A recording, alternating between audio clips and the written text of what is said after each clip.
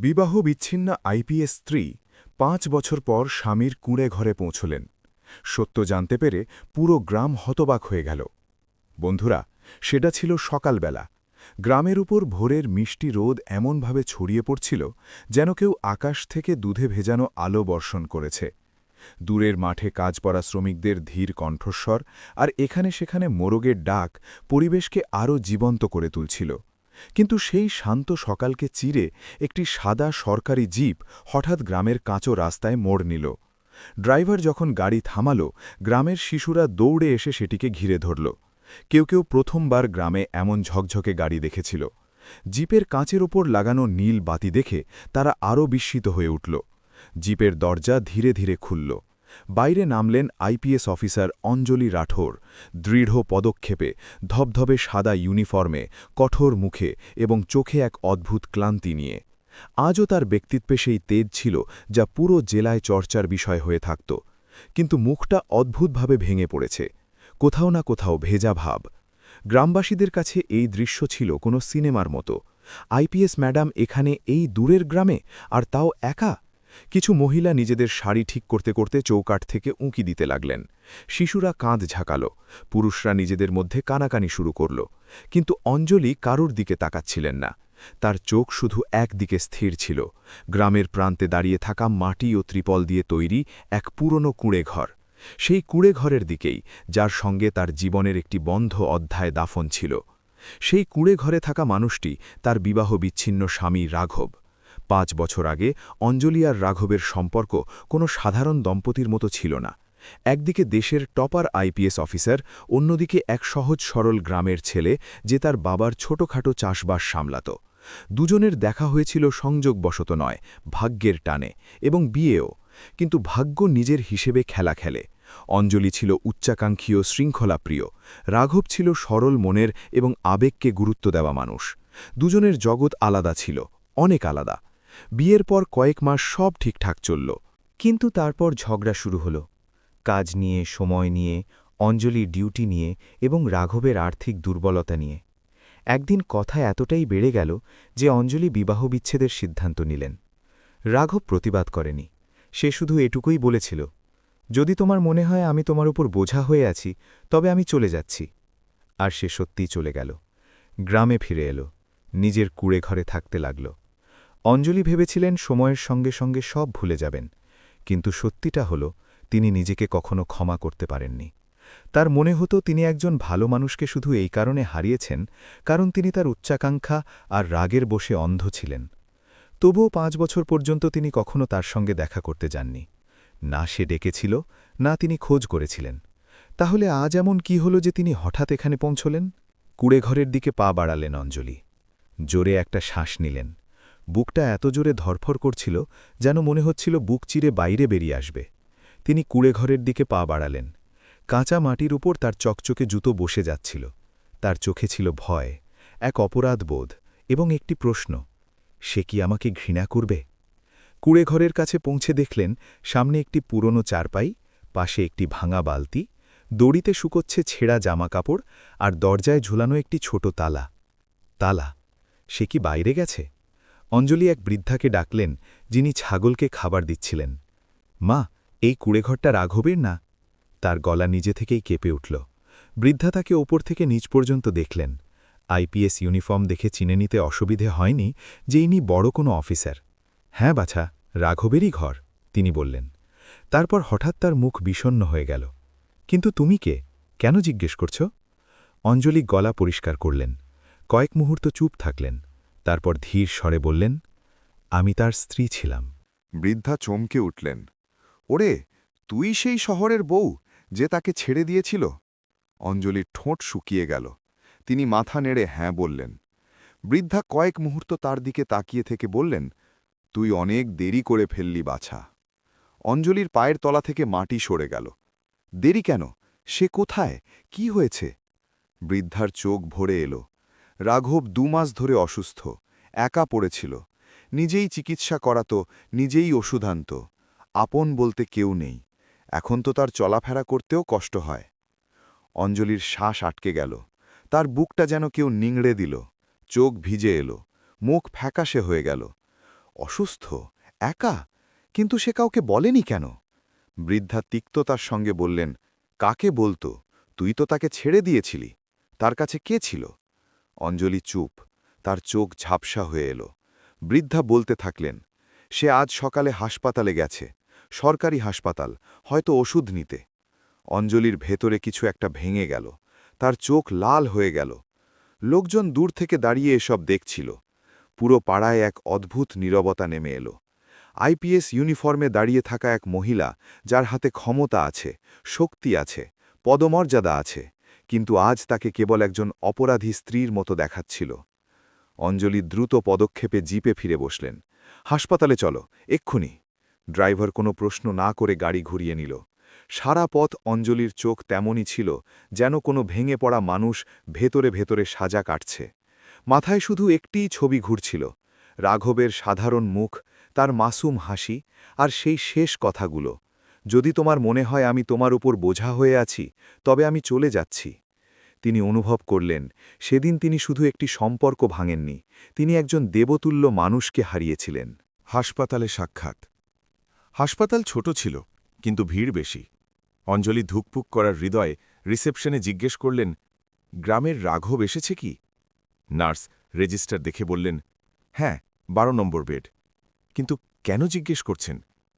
অঞ্জলি উত্তর দিলেন না, শুধু দ্রুত ভেতরে চলে গেলেন। 12 নম্বর বেড পর্যন্ত পৌঁছাতে তার পা টলছিল।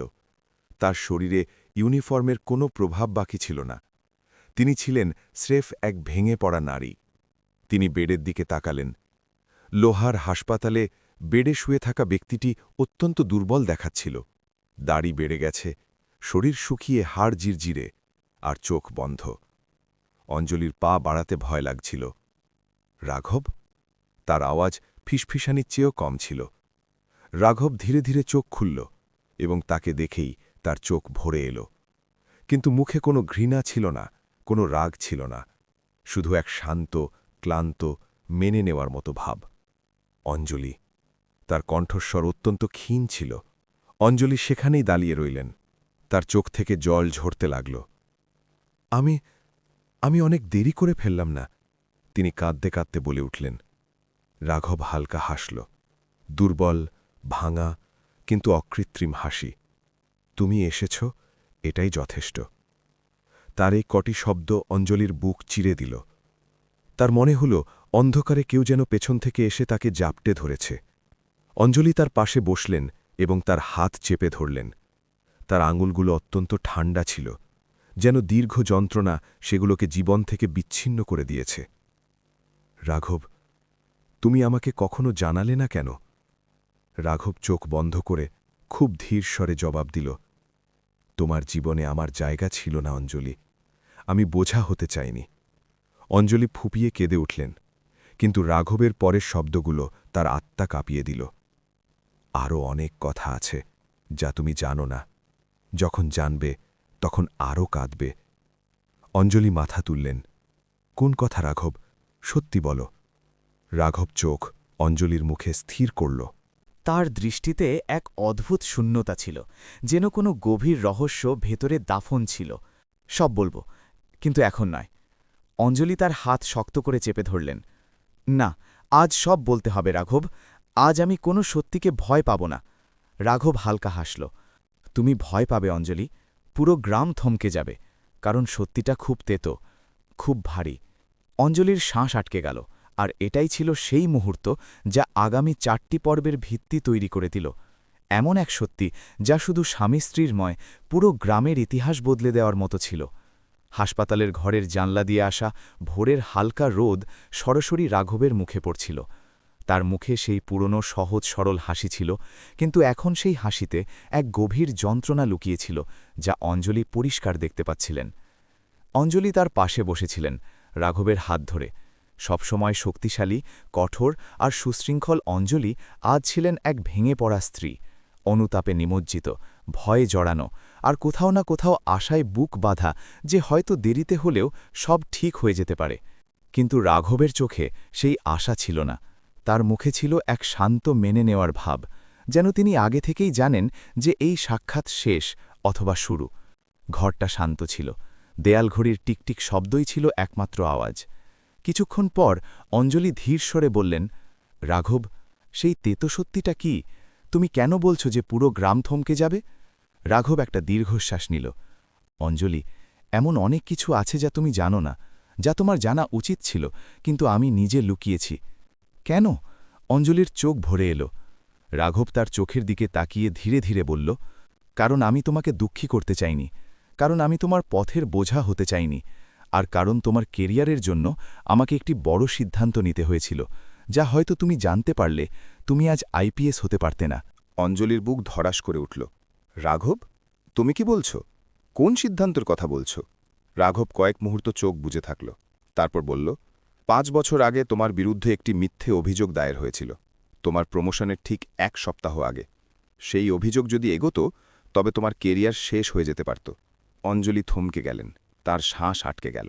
কিছুক্ষণ পর তিনি ভাঙা গলায় বললেন, কিন্তু আমার ফাইলে তো এমন কোনো অভিযোগ নেই, আমাকে তো কখনো বলা হয়নি। রাঘব তার আঙুলে হালকা চাপ দিল, কারণ আমি সেটা দায়ের হতে দিইনি।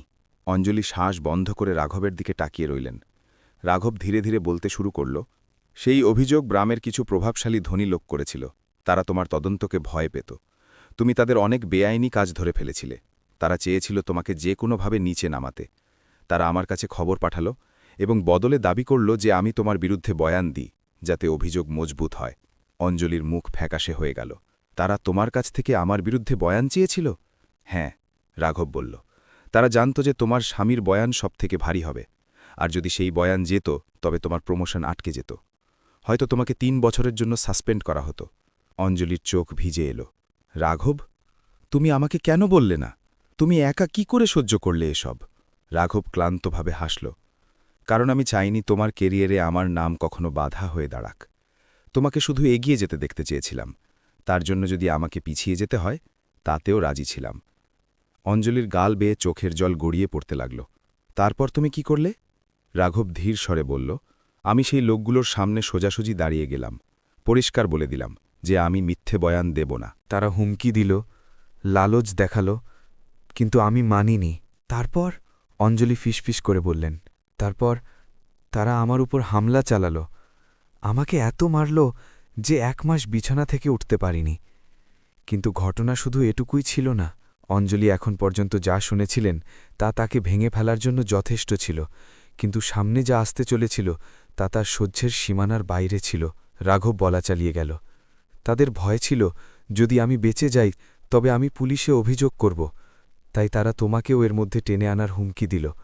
বলল যে যদি আমি তাদের সঙ্গ না দিই তবে তারা তোমার কেরিয়ার শেষ করে দেবে, তোমাকে ভুল কেসে ফাঁসিয়ে দেবে, তোমার বিভাগে গুজব ছড়াবে আর তোমার নাম বরবাদ করে দেবে। অঞ্জলি রাঘবের হাত শক্ত করে চেপে ধরলেন, তার শ্বাস কাঁপছিল। রাঘব, তুমি আমাকে কিছু বললে না কেন? আমি তোমার সঙ্গে লড়তাম। আমি আমার ইউনিফর্মের কসম খাচ্ছি, আমি যে কোনো মূল্যে তাদের ছাড়তাম না। রাঘব দুর্বল হাসির সঙ্গে বলল, এটাই কারণ ছিল যে আমি তোমাকে কিছু বলিনি। তুমি শক্ত, জেদি আর অত্যন্ত সৎ। তুমি যে কোনো মূল্যে মাথা নত করতে চাইবে না। কিন্তু যদি তুমি তাদের সঙ্গে টক্কর নিতে তবে তোমার হয়তো বড় ক্ষতি হতো। তাই আমাকে সেটাই করতে হলো যা সেই সময় সবথেকে সঠিক মনে হয়েছিল। অঞ্জলির চোখ থেকে জল পড়তে থাকল। কি করলে তুমি? রাঘব তার চোখের দিকে সেই শান্ত ভালোবাসা নিয়ে তাকাল। আমি তোমাকে নিজের থেকে দূরে সরিয়ে দিলাম অঞ্জলি। আমি নিজেকে সেই মানুষ বানিয়ে ফেললাম যাকে তুমি ঘৃণা করো, যার সঙ্গে তুমি সম্পর্ক ভেঙে দাও, যার থেকে আলাদা হয়ে তুমি তোমার কেরিয়ারে এগিয়ে যেতে পারো। অঞ্জলি স্তব্ধ হয়ে গেলেন, তার হাত কাঁপতে লাগল। তিনি মাথা নিচু করে কাঁদতে শুরু করলেন। রাঘব, তুমি আমার জন্য নিজের জীবন বরবাদ করে দিলে। তুমি আমার স্বপ্নের জন্য নিজেকে একা করে দিলে। তুমি আমাকে বাঁচানোর জন্য আমাদের পুরো বিয়ে বাজি ধরলে। রাঘব খুব ধীর স্বরে বলল, হ্যাঁ, কারণ ভালোবাসা কখনো কখনো একসঙ্গে থাকার মধ্যে নয়, বরং কাউকে বাঁচানোর জন্য দূরে চলে যাবার মধ্যেও থাকে। অঞ্জলি তার বুকে মাথা রেখে কেঁদে উঠলেন। সেই মুহূর্তে হাসপাতালের ঘরটি কোনো মন্দিরের মতো পবিত্র মনে হতে লাগল।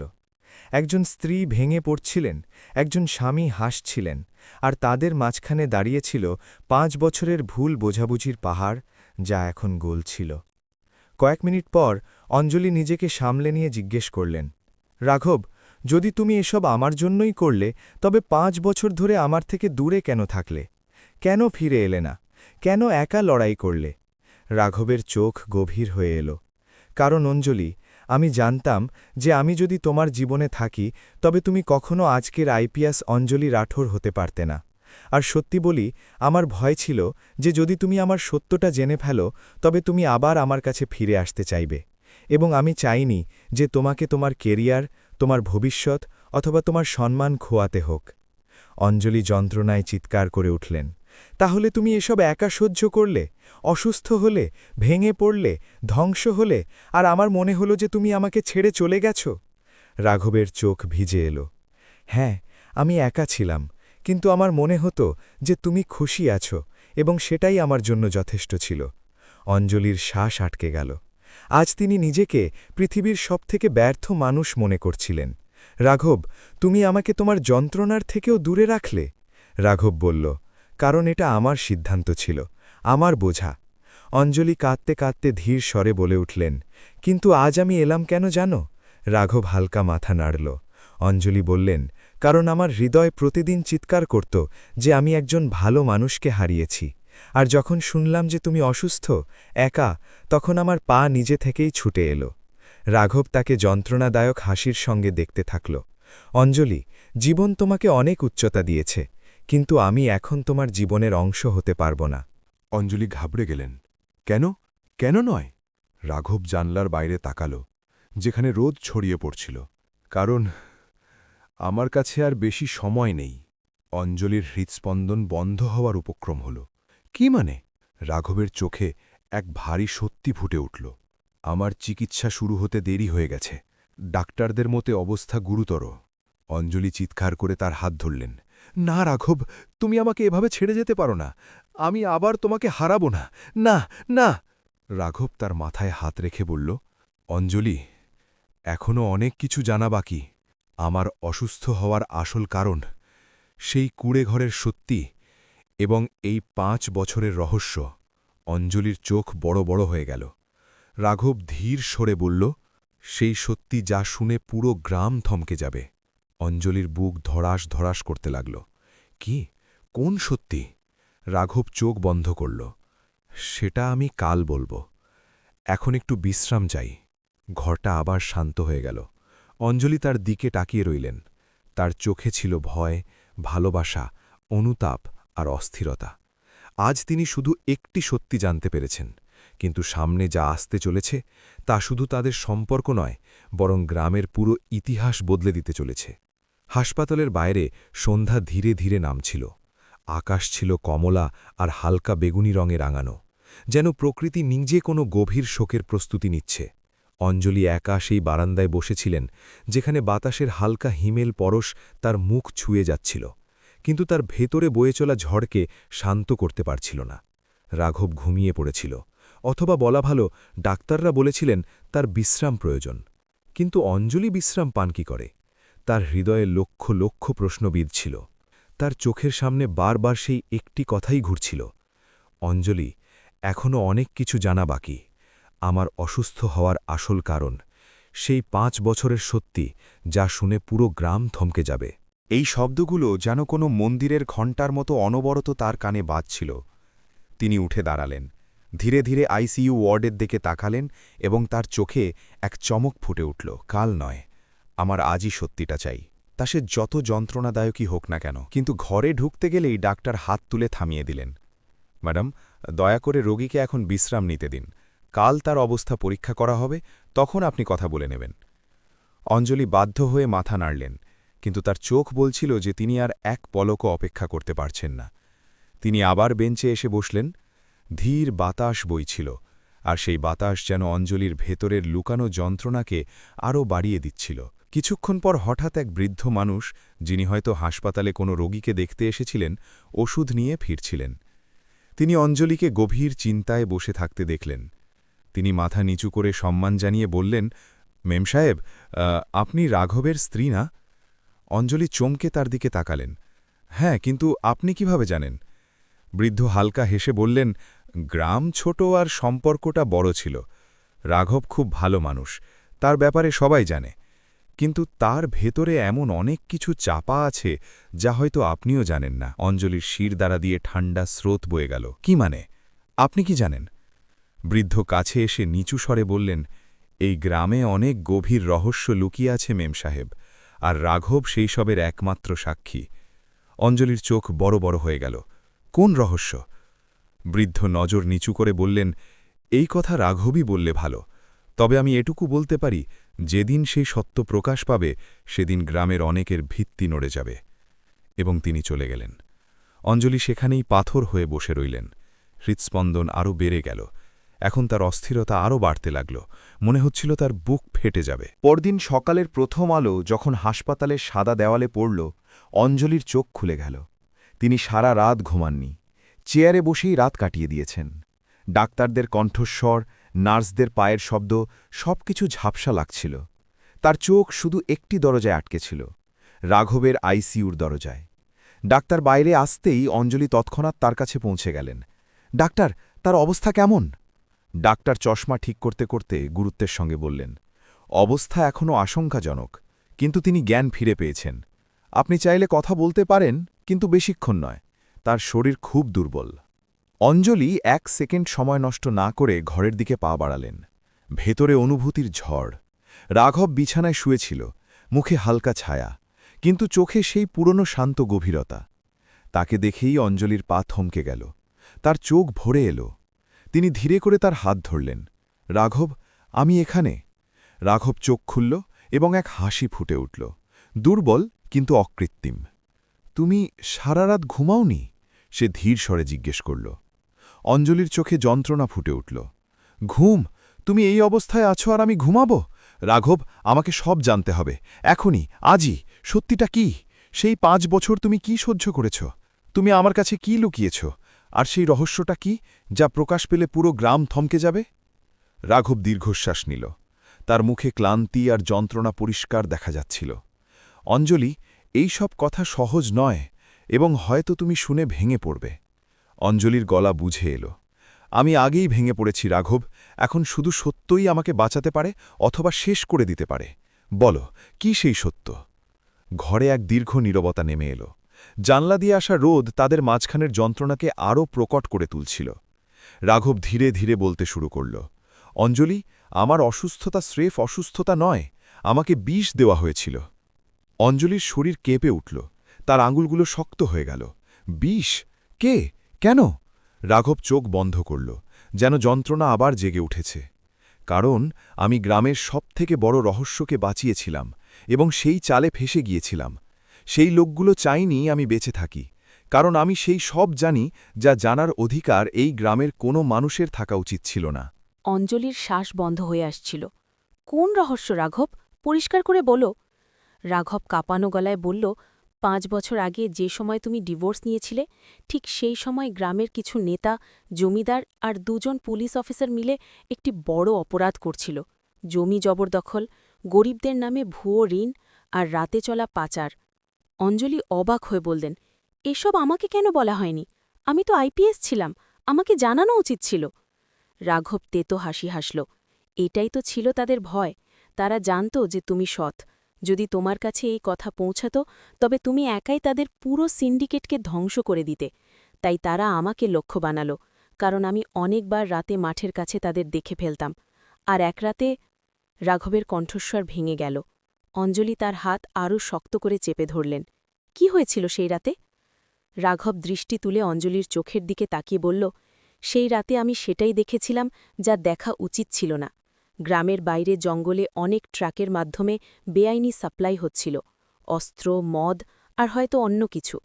সেই রাতেই তারা আমাকে ধরে অনেক মারল, আর যাওয়ার সময় বলল, যদি বেঁচে থাকতে চাও তবে চুপ থাকো, যদি স্ত্রীকে বাঁচাতে চাও তবে তার থেকে দূরে থাকো। অঞ্জলির দাঁত কিরমির করে উঠলেন, তার চোখ আগুনের মতো জ্বলে উঠল। তাহলে তুমি চুপ থাকা বেছে নিলে আমার জন্য? তিনি ভাঙা গলায় বললেন। রাঘব শান্ত স্বরে বলল, হ্যাঁ, কারণ সেই সময় তোমার জীবন আমার জীবনের থেকে বড় ছিল। অঞ্জলি ফুপিয়ে কেঁদে উঠলেন। চোখ থেকে জল থামছিলই না। কিন্তু বিষ কিভাবে? তিনি কাঁদতে কাঁদতে বললেন। রাঘব চোখ নিচু করল। 2 বছর আগে থেকে তারা আমার খাবারে ধীরে ধীরে বিষ মেশাতে শুরু করল। যাতে আমার মৃত্যু একটি রোগ বলে মনে হয়, কোনো প্রমাণ না পাওয়া যায়, আর রহস্য দাফন হয়ে থাকে। অঞ্জলির বুকটা যেন কেউ মুচড়ে দিল, তার শ্বাস আটকে আসছিল। রাঘব, তুমি আমাকে কেন বললে না? আমি তোমাকে বাঁচিয়ে নিতাম, আমি তাদের সবাইকে শেষ করে দিতাম। তুমি আমাকে এটা কেন ছেড়ে দিলে? রাঘব অত্যন্ত ধীর স্বরে বলল, কারণ যদি তুমি সত্যিটা জানতে, তবে তুমি সরাসরি লড়তে, আর হয়তো আজ তুমিও কোনো হাসপাতালে থাকতে। অথবা, অঞ্জলি তার হাত নিজের বুকে চেপে ধরে জোর গলায় বললেন, অথবা কি? বলো। আমি মারা গেলেও আমার মঞ্জুর ছিল, কিন্তু তোমাকে একা এসব সহ্য করতে দিতাম না। রাঘবের চোখে এক গভীর আভা ফুটে উঠল। অঞ্জলি, তোমার ভালোবাসাই ছিল আমার শক্তি। রাঘব কাঁপানো গলায় বলল, যদি তুমি জেনে যেতে, তবে তুমি থেমে যেতে, আর আমি চাইনি আমার জন্য দেশ একজন সৎ আইপিএসকে হারাক। হঠাৎ মেশিনের শব্দ বেড়ে গেল। Beep beep. অঞ্জলি তাকে ঝাঁকিয়ে দিলেন, রাঘব, যেও না, আমি এসে গেছি, এখন সব ঠিক করে দেব। রাঘব শেষবার তার দিকে তাকাল। হালকা হাসি এলো, আর ঠোঁট নড়ল। এখন সত্য তোমার ইউনিফর্ম সামলাবে। বিপ শব্দ থেমে গেল। 3 দিন পর পুরো গ্রামে পুলিশের গাড়ি ছিল। নেতা, জমিদার, অফিসার সব গ্রেফতার। কুড়েঘরের সামনে অঞ্জলি দাঁড়িয়েছিলেন, চোখে জল আর বুকে গর্ব।